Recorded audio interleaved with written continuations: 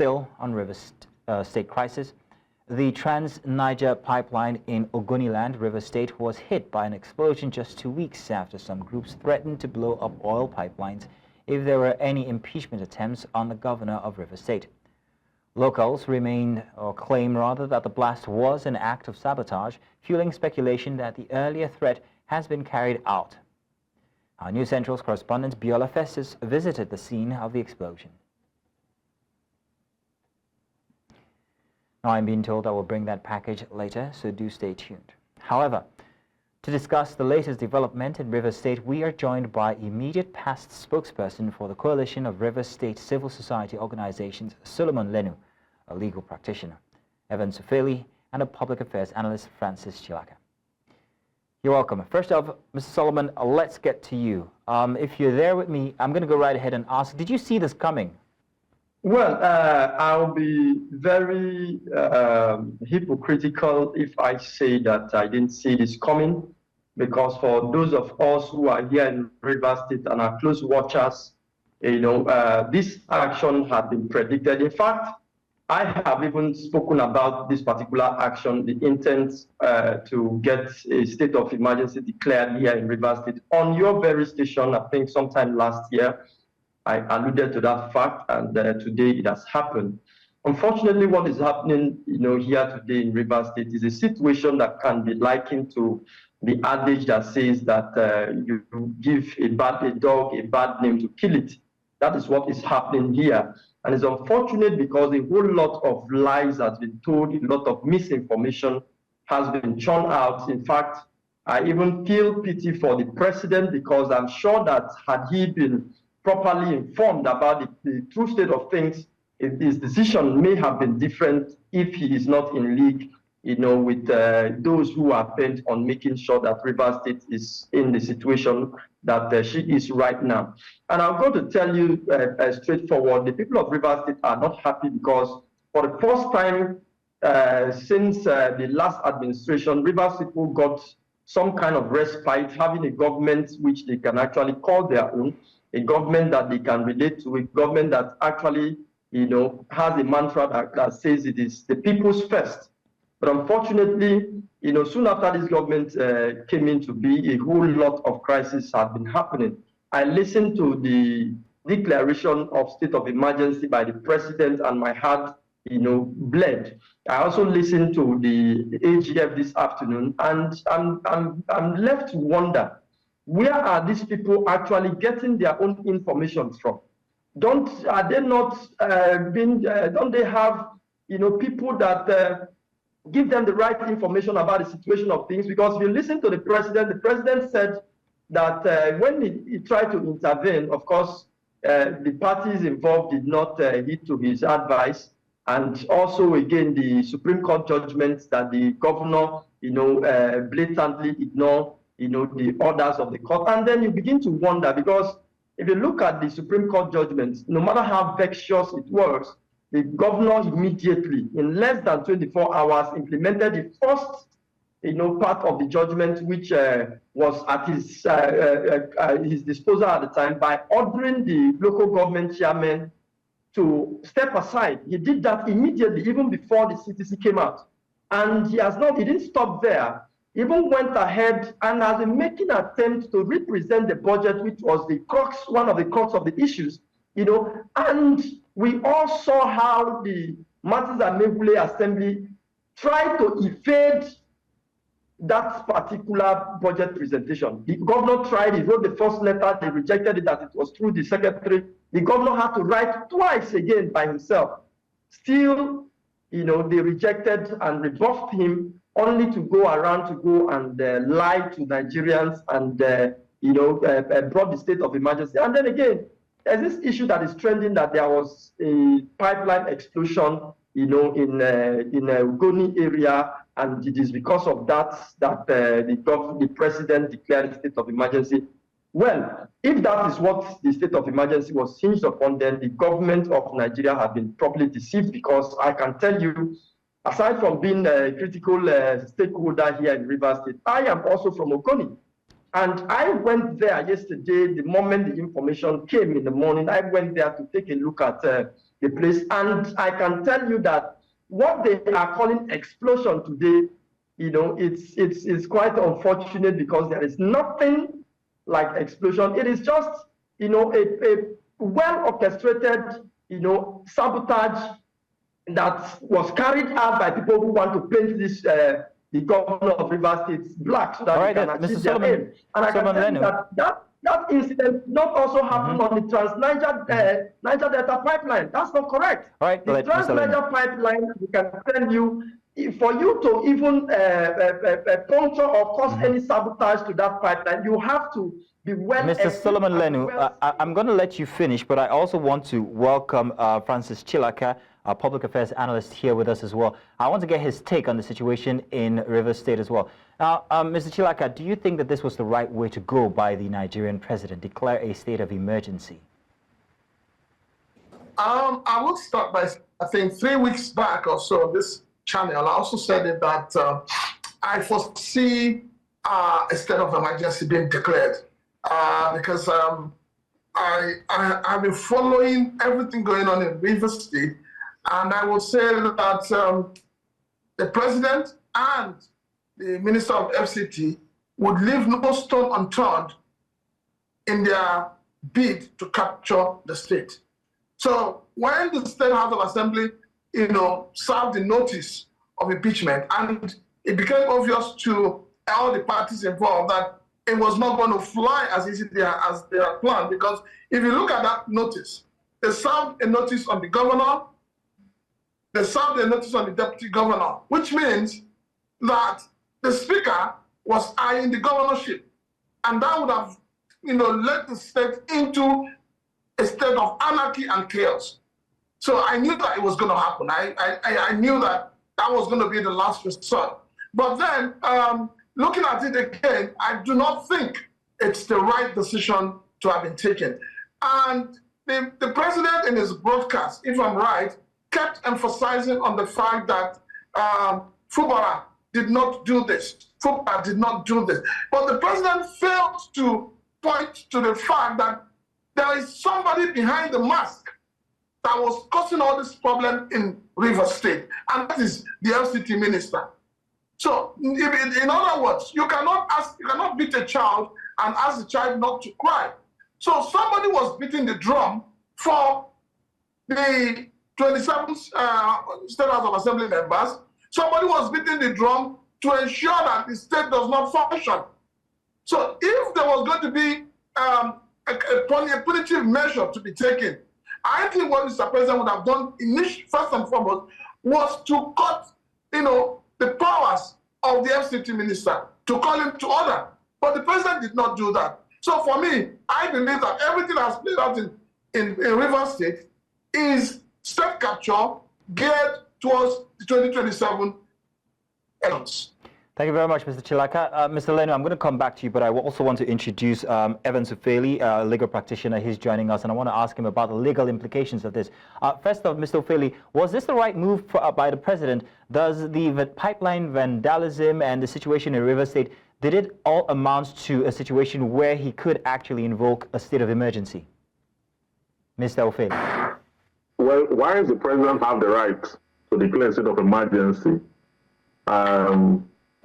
I think that he did it in a way that is not befitting to the laws of our land. The state of emergency declared by the president is like taking a poisonous leaf to a purification feast. He used it in a very crafty way to work against the sitting governor, because there's nowhere in our laws where it is said that the president can depose the governor just like that. There's nowhere. Section 305 that he relied on in the proclamation, which was reduced into the official gazette in compliance with the Constitution, did not in any way suggest, impliedly or expressly, that the governor should be suspended. The governor have a mandate of the people. The State House of Assembly members, they have a mandate of the people. Okay? So the ways to remove a governor is clearly stated in Section 188 of the Constitution. And the way to dissolve the State House of Assembly is also stated in the Constitution. So to compound this whole thing, I'm listening to the Attorney General. I was listening to the Attorney General of the Federation shortly before this interview. And I'm so disappointed that you have an Attorney General who is defending this illegality. The purpose of a state of emergency is to quell a problem, mutiny, where there's clear and present danger, and there's a dangerous situation that may engulf the nation or that has engulfed a part thereof. A state of emergency is to restore peace. It is curative. It is not supposed to depose anyone. It is supposed to go to the root of the issue and resolve the issue. So the president got it very wrong. And in the proclamation, he clearly was biased. He accused Fubara of demolishing the State House and accused him of several things and said even him have made attempt to solve the problem. The attempt he was referring to is when he called them for that meeting when he was ordering Fubara, like a schoolboy, to go and do all that, and all. That's what he was referring to as a peaceful measure that he tried to. So, Mr. Ufeli. And at the end of the day, so Mr. Ufeli, Wike, who is the principal member in this crisis, he did not reprimand him in the. The lawmakers who defected. Mr. Ufeli, so because we have other members I want to still speak with, I need to know what recourse Governor Siminalayi Fubara has now. The plenary has been postponed till tomorrow until we hear from the House whether or not this declaration will go forward. But what does he have as an option for recourse, whether legal, well, especially legal, and as you are a lawyer, do tell us. Yes. Between now and tomorrow, the National Assembly will decide because they have 2 days. Okay, 10 days if they are on recess, 2 days if they are there. The option open to Fubara is to challenge this in a court of law. I've listened to people say that, no, the Supreme Court was the one who even was against Fubara and the rest of that. See, in a civil society, you cannot go anywhere else. You cannot take the laws into your hands. Okay, 2 wrongs won't make a right. So whether the Supreme Court got it wrong before or now or thereafter, you are still going back to the court because it's the court that will resolve dispute under democracy. Okay, there's no other. You subject it to judicial review. Okay. Judicial review will be that the court will now interpret Section 305. Then look at the conduct of the president, marry it with the law, and make a declaration as to whether the president did the right thing or not. That's judicial review. And the only institution that has the power of judicial review is still the judiciary. Okay, then. So this must be challenged in court. Now, I want to come back to Mr. Francis Chilaka. Now, should the governor challenge this in court, what then for the people of Rivers State regarding what they're going through, a state of non-governance, it would seem, as politicking has taken over for the past since he's been governor? What will happen to the people of Rivers State if this is to perhaps go to court with the governor? Well, when you talk about Rivers State, I like to talk about Nigeria, broadly speaking about Nigeria.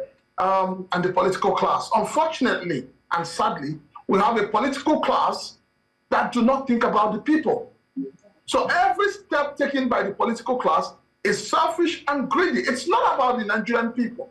It's not about the people of the state. It's about individuals who see themselves as demigods. Obviously, I would support the governor. He needs to challenge it in court. We need to have an interpretation of Section 305 that talks about the removal or the declaration of state of emergency. It needs to be clear on it.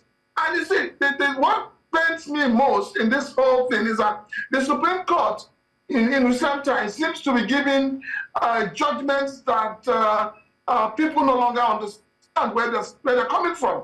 The 27 lawmakers of Rivers State, we all know they have decamped, but the Supreme Court insisted that they have not decamped, that they are still members of the PDP. Meanwhile, PDP has come out openly to say, declare these seats vacant.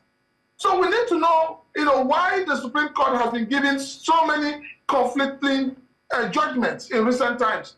If we're saying that the polity is being heated up, I believe that the Supreme Court has its own bit of it. in heating up the polity. So the governor should challenge it. But as we know, it's the people that will suffer. Okay. Development and all of that will affect the people.